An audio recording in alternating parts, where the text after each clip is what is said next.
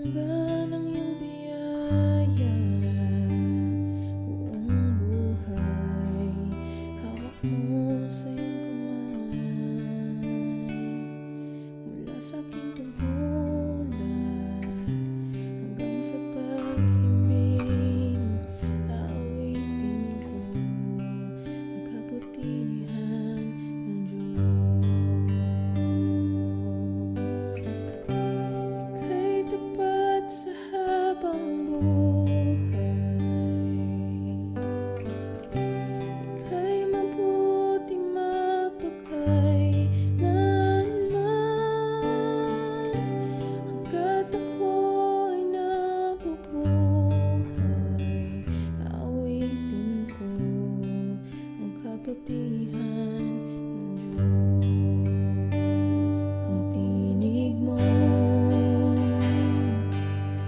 siyang gabay sa kasakitan, at nariyan ka sa gitna ng kadiliman. Ika'y aking kaibigan, o Diyos aking Ama, at ako'y buhay sa kabutihan ng Diyos. Ika'y tapat sa habang buhay, ika'y mabuti magpakailanman. Hangga't ako'y nabubuhay, aawitin ko ang kabutihan ng Diyos. Kailan may di magbabago ang kabutihan mo, kailan may di magbabago ang kabutihan mo. Buong buhay ay iaalay ko lahat para sa'yo. Kailan may di magbabago ang kabutihan mo.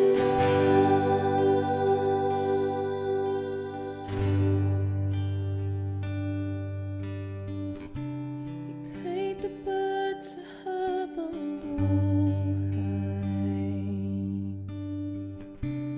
ika'y mabuti magpakailanman.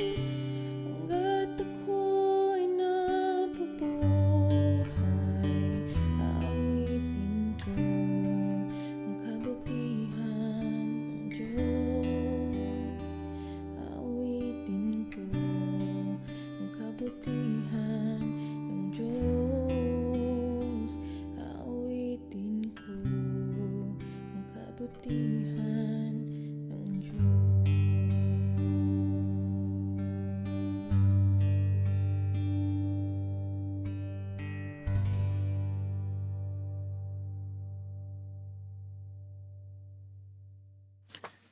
Magandang araw po mga kadap. Nasa ikapitong bahagi na po tayo ng pagtalakay patungkol po sa listahan ng mga pinagpala. Alam niyo po mga kapatid, may ilang pong mga ilustrasyon na mailalagay natin kung bakit ang kapayapaan ay hindi isang realidad sa isang bansa o sa isang individual na tao. Ito po ay dahil maraming gustong maging hari. Isa po sa dahilan yan, kapag marami ho ang gustong maging hari, marami hong susundin. Kaya ho ang bansa hindi magiging isa. Kaya ho tayo kadalasan nahahati o divided. Dahil maraming gusto maging hari o maghari-harian. Kaya ho tayo nagkakabaha-bahagi. Nagkakaroon ng pagkakanya-kanya. Kaya gumugulo. Isa pa ho, paglulugar naman tayo sa parte ng mga tao, ng mga nakararami. Marami naman silang gustong papaghariin. Ano po, kahit sa individual, totoo yan eh. Kung halimbawa sa sarili ninyo, kung hindi nyo malaman sino gusto nyo maghari, kung ang Diyos o ang Diablo, magulo ang buhay natin. Yan po, magiging resulta niyan. Ang talagang kapayapaan ay nagsisimula kapag nagpapasakop lang tayo sa isang kaharian. Diyan po nagsisimula ang tunay na kapayapaan. Kung At hindi ko mahirap maranasan ng tunay na kapayapaan. Bilang mga Kristiyano, tayo ay nagpapasakop lamang sa kaharian ng Diyos. At ang pagpapasakop o pagkakaroon ng karanasan sa kanyang paghahari ang pwede lamang panggalingan ng tunay na kapayapaan. Mga kapatid, yan po yung tinatawag na authentic peace.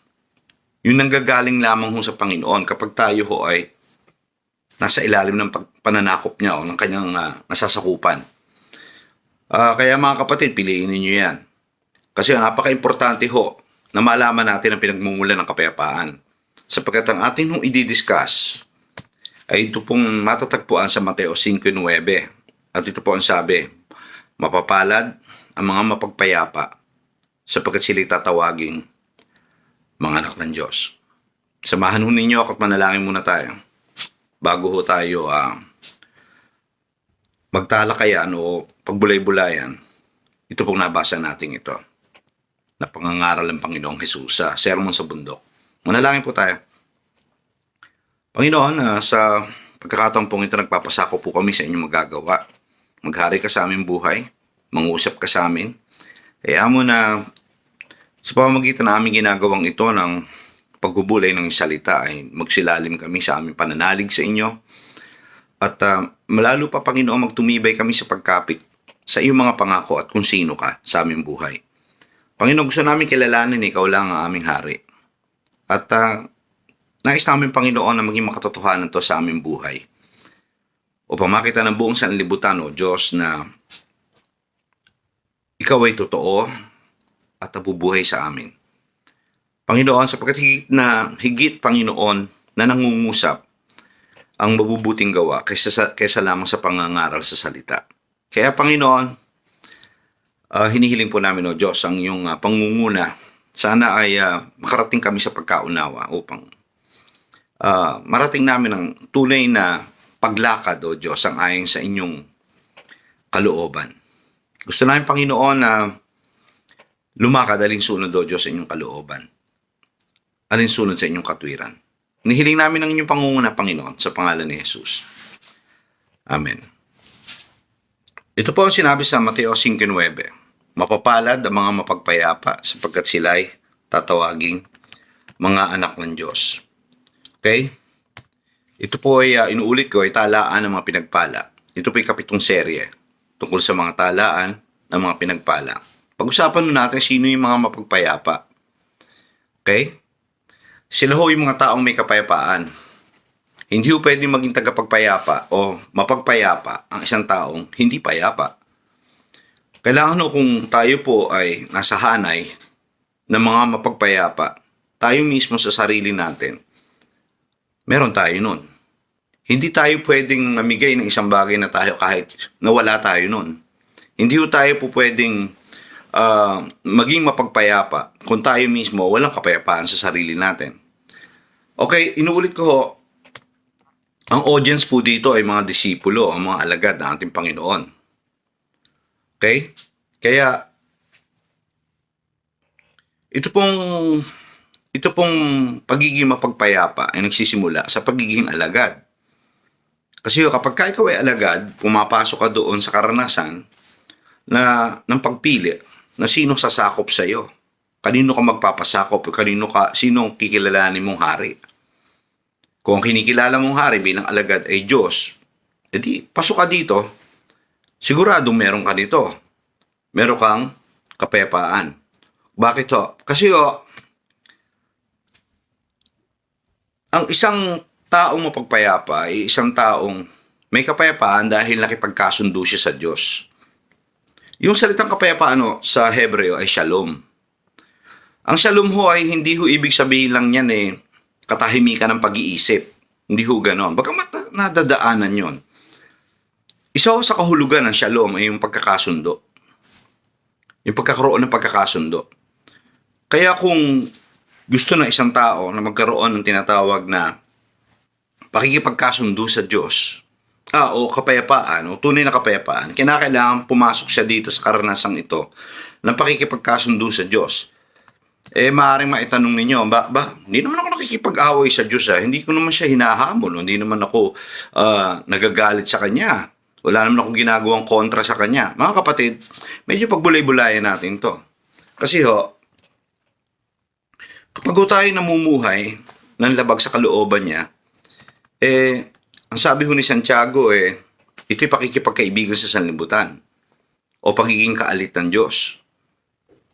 Dalawa lang yan Either ang Diyos ang nasusunod o tayo. Okay? Either ang Diyos ang nasusunod o nagpapasakop tayo sa dikta ng iba. Pwede yung sa kaaway. Okay? Pwede yung sa sistema ng sanlibutan ito. Okay? At hindi sa Diyos. Sabi ho rito sa Santiago 4, talatang 4 po. Sabi ho ni Santiago to, kayo mga mangangalo niya, hindi ba ninyo nalalaman ang pakikipagkaibigan sa sanlibutan ay pakikipag-away sa Diyos? Sino man nga mag-ibig na maging kaibigan ng sanlibutan ay nagiging kaaway ng Diyos. Hindi ho nakikipag-away yung Diyos sa atin. Tayo ho nakikipag-away sa Kanya. Yung pong ginagawa natin mga bagay na labag sa kung ano ang kalooban niya, ay isa pong pagpapahiwatig to, pagpapahayag na lumalaban tayo sa Kanya. Inaaway natin siya. Pero kapag tayo nagkaroon ng desisyon na lumapit, magsisi, at nakipagkasundo sa Diyos, mga kapatid, doon nagsisimula yung salitang kapayapaan. Kapag hindi tayo umabot doon, hindi tayo nagkaroon ng tinatawag na ganitong pakikipagkasundo sa Diyos, hindi yung nakakapagtaka kung bakit wala tayong kapayapaan. Talagang magiging magulo buhay natin. Kasi ang talaga naman dapat lang talagang hari ay Diyos Kaya gumugulo, meron hong ibang mga gusto pang masunod o gusto nating sundin. Pero kung siya ang nasusunod, wala naman hong magulo Wala hong hindi payapa. Kaya mga kapatid, desisyonan nyo yan. Okay? Kasi kapag hindi kayo maabot sa prosesong ito na pakikipagkasundo sa Diyos o pagsisisi o pagpapakumbaba sa Kanya, paglapit sa Kanya at pag-amin na kung anong pagkukulang natin, na hindi siya talaga ang nasusunod sa buhay natin, hindi tayo aabot sa kapayapaang ito. Okay? Pagka ganun, hindi tayo magiging candidate o masasabi nating qualified na tawaging peacemaker o mapagpayapa. Kapag nagsisi ang isang tao, nakipagkasundo siya sa Panginoon, sigurado siya may kapayapaan.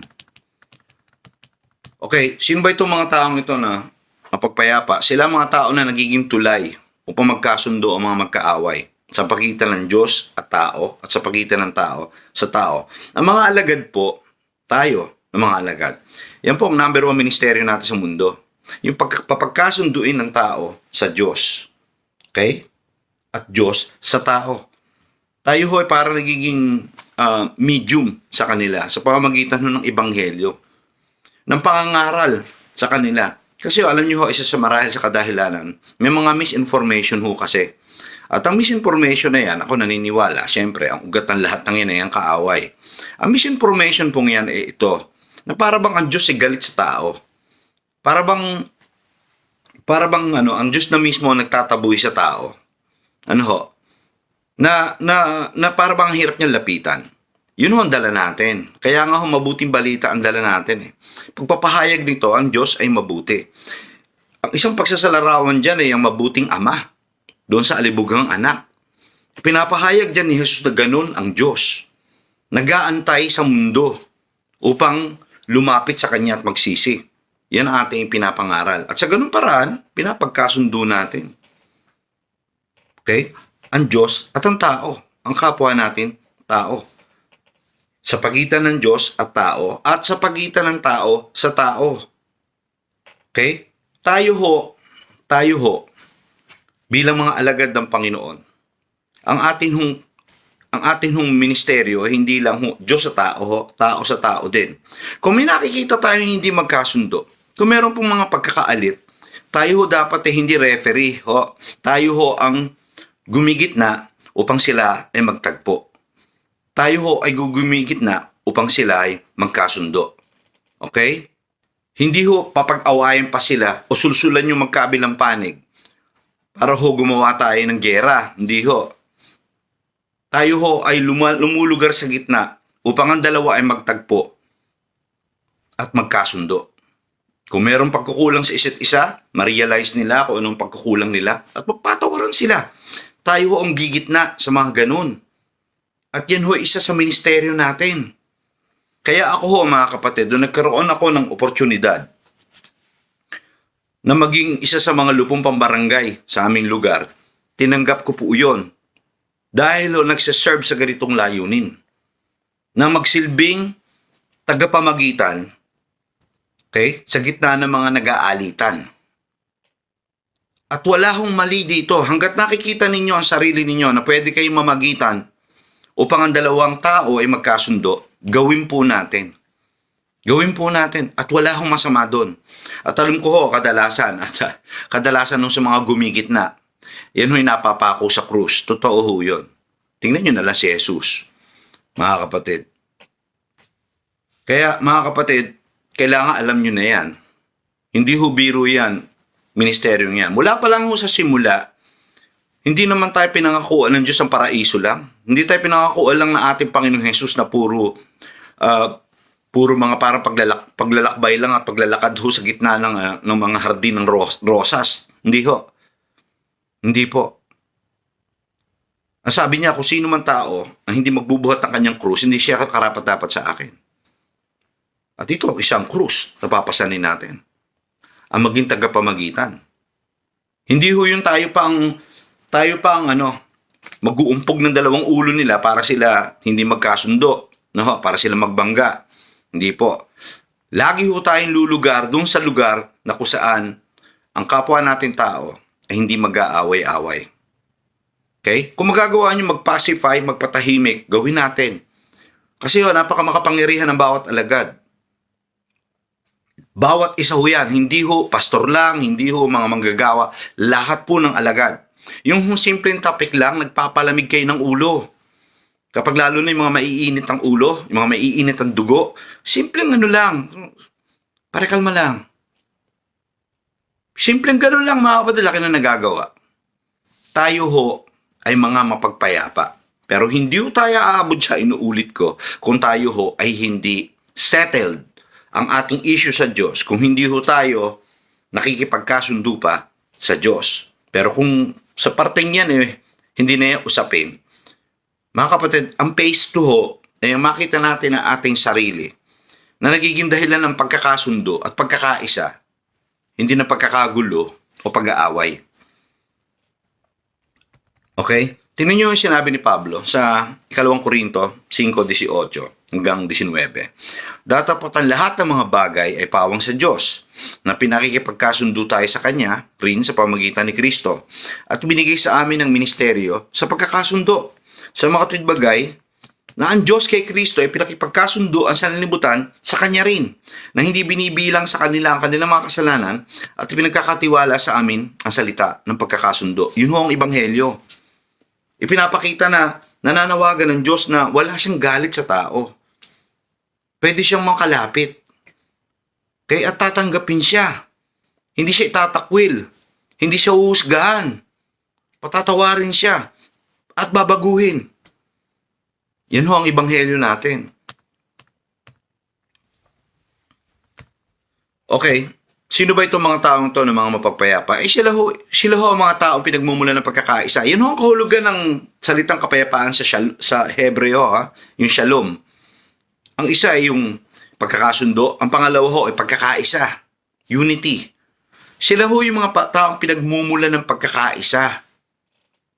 Hindi ho division, kundi union. Hindi ho yung pagkakabahabahagi. Okay? Kundi ng pag-iibigan. Sila ho ang pinagmumula nito. Kaya ho tayo bilang Kristiyano, huwag ho tayong lulugar sa lugar na mga tao ay hindi magkakaisa.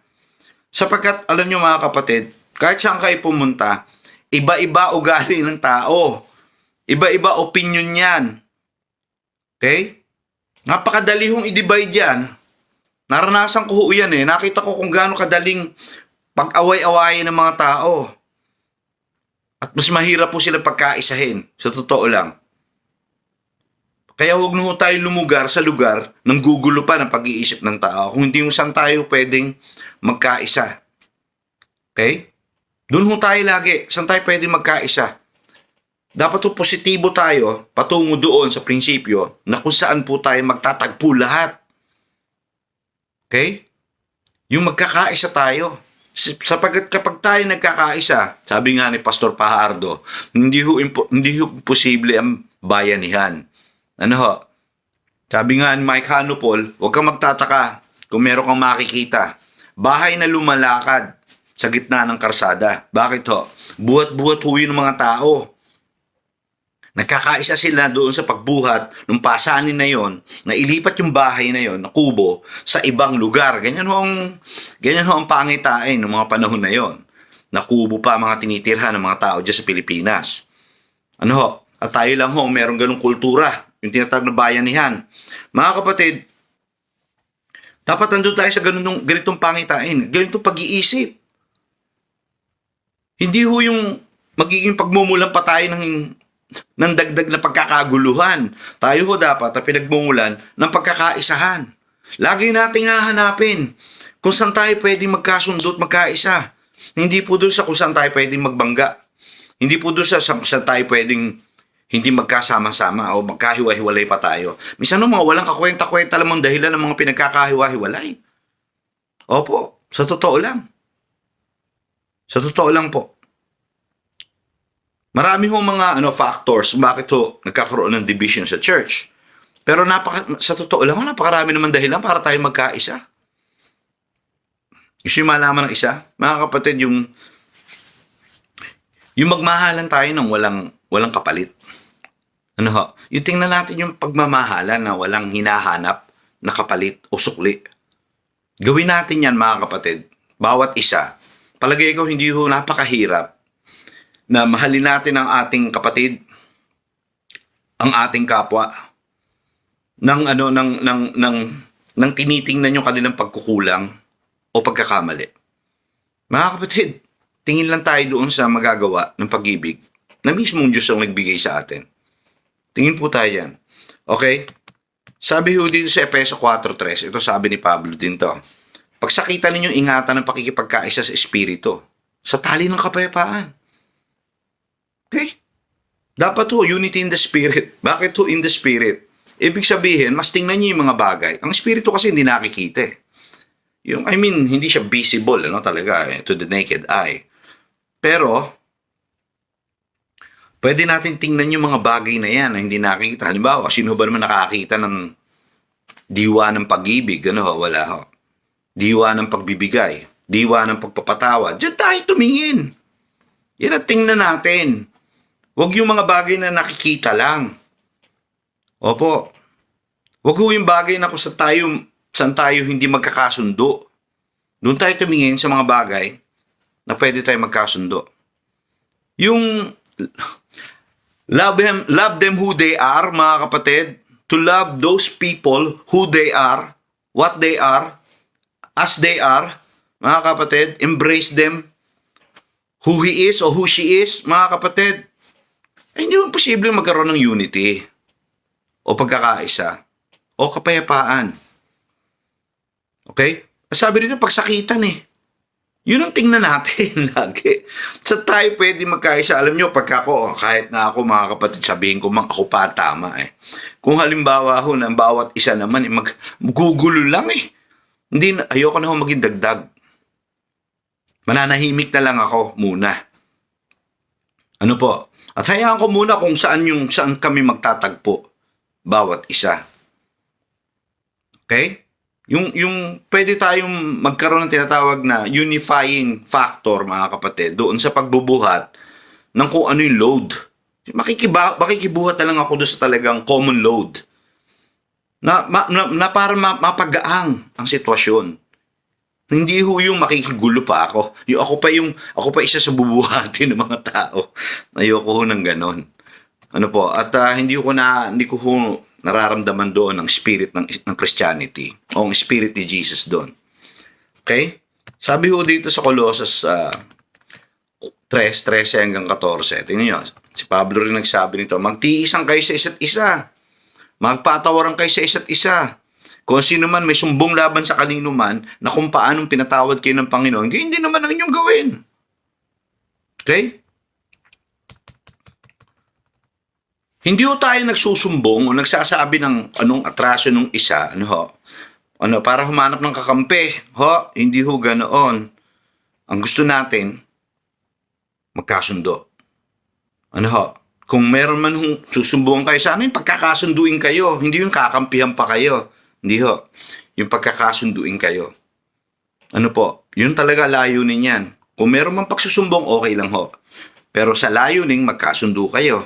Hindi ho yun sa layunin na may kakampi sa inyo. Hindi ho ganoon. Okay? Sa ibabaw ng lahat ng mga bagay na ito, sabi ni Pablo, magbihis kayo ng pag-ibig. Siyang tali ng kasakdalan. Okay? The cord of perfection. Yun yung actually cord of maturity. Sa pinaka payak at simpleng translation. Okay? Kung magagawa natin, principle natin ng love, mga kapatid, principle po ng mga matured na tao yan. Kapag lagi pong yan ang ating pinapairal, ano po, pagka hindi ho tayo masyadong ina-applyan, yung principle na yan, that's how we know how immatured we are. Kasi the more we love, the more we become matured Christians. Okay, tuloy po tayo. Ano po ang gantimpala ng mga mapagpayapa? Sabi ko, sila tatawagin mga anak ng Diyos. Marahil ano ngayon? What's the big deal? Tatawagin ka lang naman anak ng Diyos. Mga kapatid, 2 page lang yan. Gusto ko i-share sa inyo, ha? Alam niyo si Jesus, mismo, nung pinasok niya yan, yung tinatawag na confirmatory declaration ng Father mismo. Siya tinawag na anak ng Diyos. It was a declarative moment para kay Jesus. And then afterwards, ano nangyari? Endowment of power yun. Endowment of power. Mga kapatid, kapag nandun tayo sa task, at nandun tayo sa tinatawag na layunin na maging mapagpayapa, hindi nyo pwedeng ihiwalay yun sa kung saan naroon ang kapangyarihan ng Diyos. Mga kapatid, kasama nyo ang kapangyarihan ng Diyos. Endowment of power. Hindi ho yan basta lang power of authority. Hindi ho authority lang yan. Talagang power of ability yan. Ibibigyan kanya ng kakayahan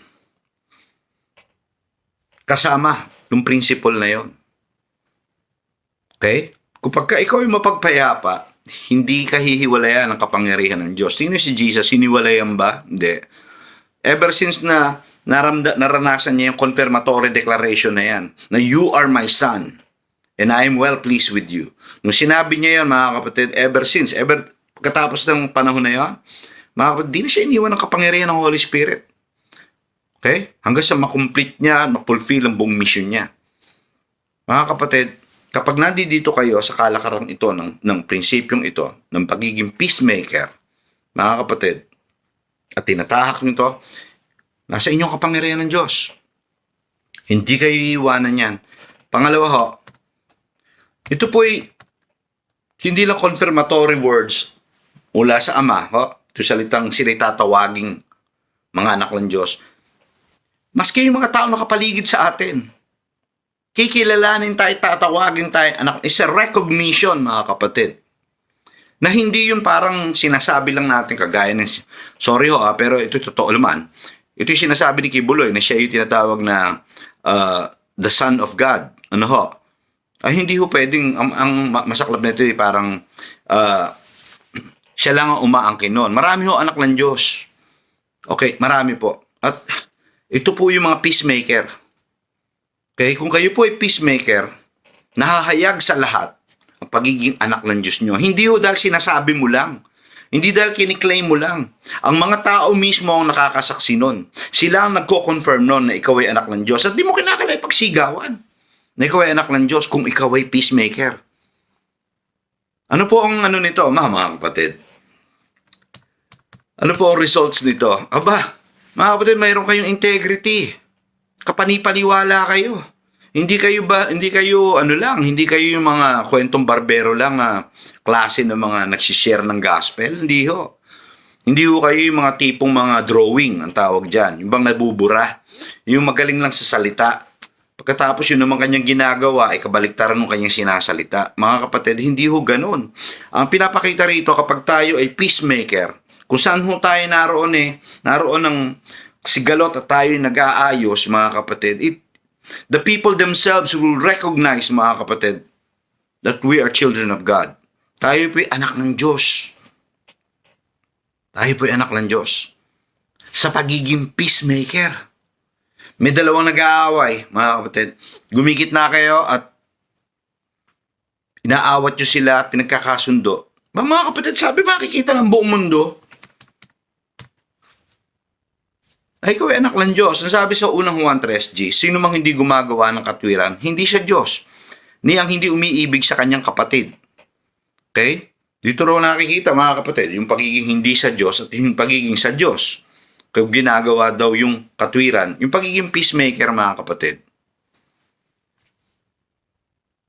Pagpapahayag na ikaw ay anak ng Diyos. Yun ay katwiran. Yun ang talaga ay katwiran. Unang Juan 3:10 yan, mga kapatid. Yung, paano mo rin madidistinguish ang anak ng Diyos ay hindi anak ng Diyos?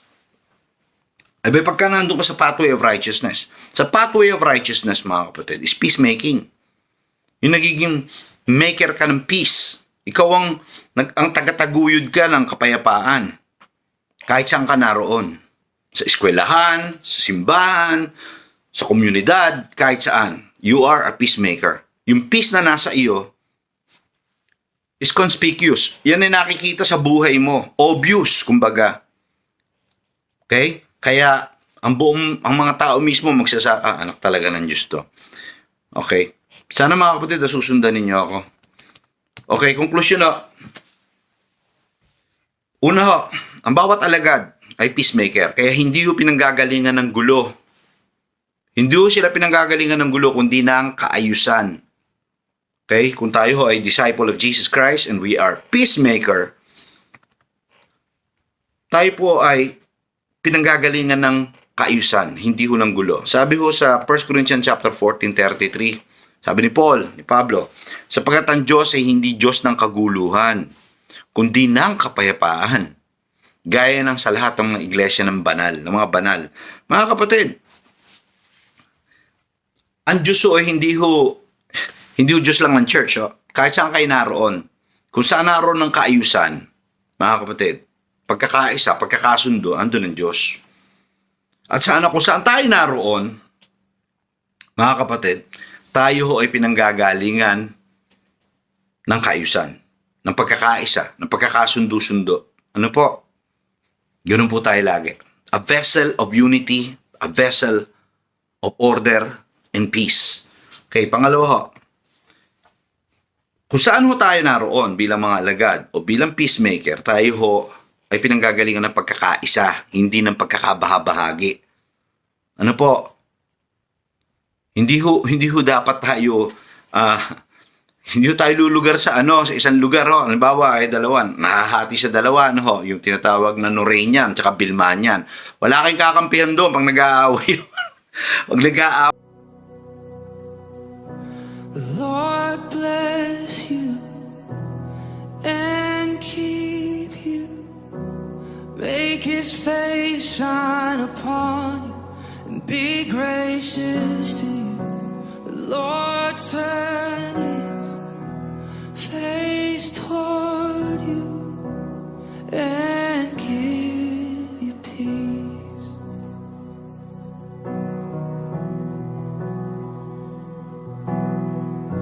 The Lord bless you and keep you. Make His face shine upon you and be gracious to you. The Lord turn His face toward you and give you peace.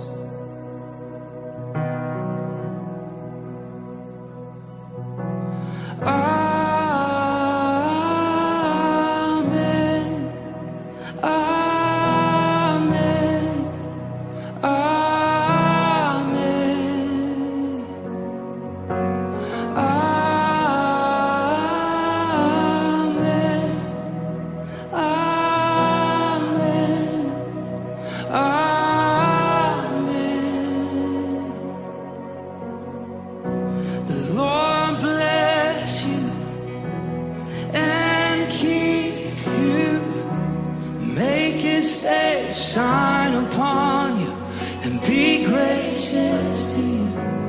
Lord turns face toward you and give you peace. As we receive, we agree. Amen. Amen. Amen. Amen.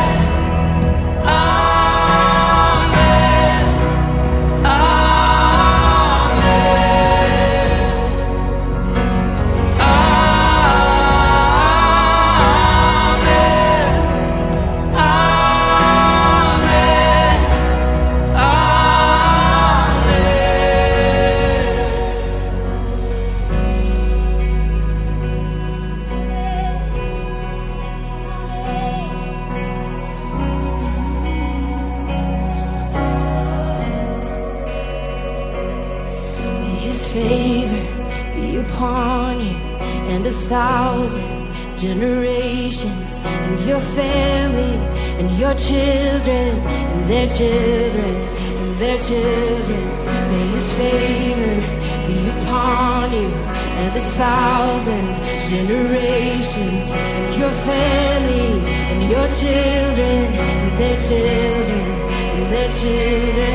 May His favor be upon you and 1,000 generations, and your family, and your children, and their children, and their children. May His favor be upon you and 1,000 generations, and your family, and your children, and their children, and their children. May His presence go before you and behind you and beside you, all around you and within you. He is with you.